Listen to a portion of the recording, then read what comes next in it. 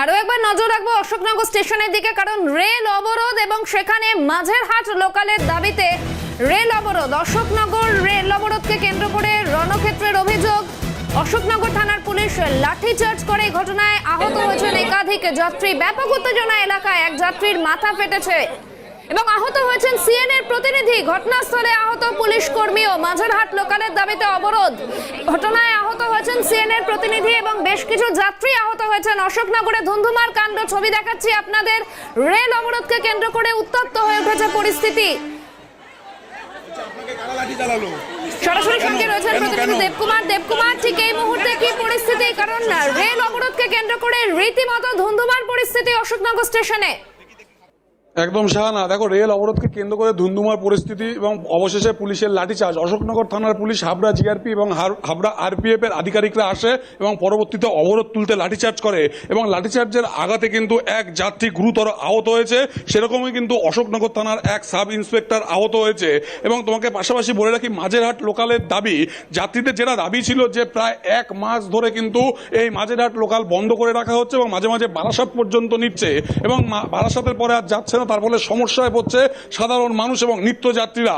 আজকে সকাল 8:10 যখন অশোকনগর স্টেশনে এই মাঝেরহাট লোকাল যখন প্রবেশ করে, তারপরেই কিন্তু নিত্যযাত্রীরা অবরোধ করে এবং অবরোধের ফলে কিন্তু আপ ডাউন দুটি লাইনেই কিন্তু ট্রেন চলাচল বন্ধ হয়ে যায়। পাশাপাশি রেল গেটে ট্রেন দাঁড়িয়ে থাকার জন্য কিন্তু যশোর রোডও কিন্তু বন্ধ থাকে।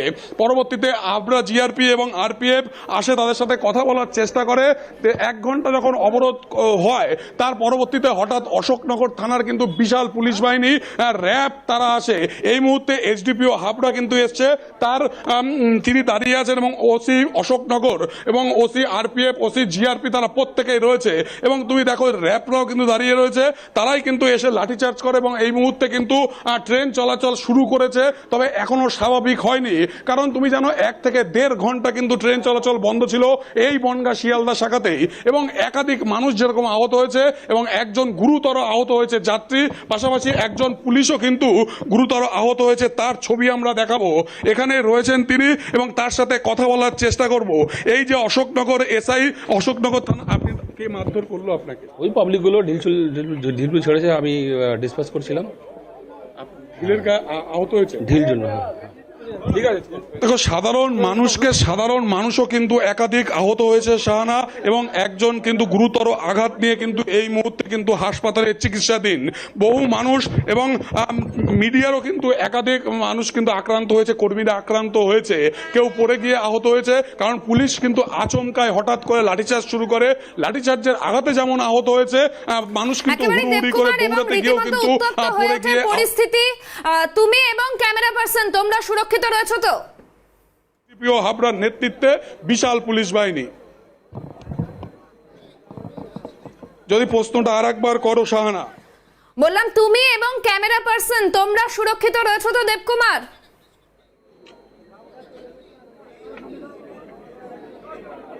দেখো, আমরা যখন কাজ করছিলাম সেই সময় কিন্তু আচমকা পেছন থেকে লাঠিচার্জ শুরু করে অশোকনগর থানা এবং আমি এবং আমার যে ক্যামেরা পার্সন কিশোর মুখার্জি, আমরা কিন্তু দুজনেই কিন্তু লাঠির আঘাতে পড়ে যাই। পড়ে গিয়ে দুজনের কিন্তু পায়ে আঘাত লাগে। তারপরেও কিন্তু আমরা মানুষকে সেই খবর তুলে ধরছি এবং এই মুহূর্তে তুমি দেখতে পাচ্ছ যে ছবি, বনগাঁ লোকাল এসছে অশোকনগর স্টেশনে। মানুষের হুড়োহুড়ি পড়ে গেছে ট্রেনে উঠতে, কারণ 1 থেকে 1.5 ঘন্টা কিন্তু ট্রেন চলাচল বন্ধ রয়েছে এবং পুলিশের আঘাতে যেমন মানুষ একাধিক আহত হয়েছে, সেই আহত মানুষদের ইতিমধ্যে নিয়ে যাওয়া হয়েছে বিভিন্ন হাসপাতালে, অশোকনগর হাসপাতালে এবং হাবড়া হাসপাতালে। এবং আমরা এই মুহূর্তে অশোকনগর স্টেশন থেকেই সেই ছবি তুলে ধরছি। তুমি দেখতে পাচ্ছ ট্রেন চলাচল স্বাভাবিকের পথে। নিরীহ ছেলেটা যে মার খেলো এখানে দাঁড়িয়ে, সেই ছেলেটার একটু বিচার করুন। হ্যাঁ, অন্তত 10 জন।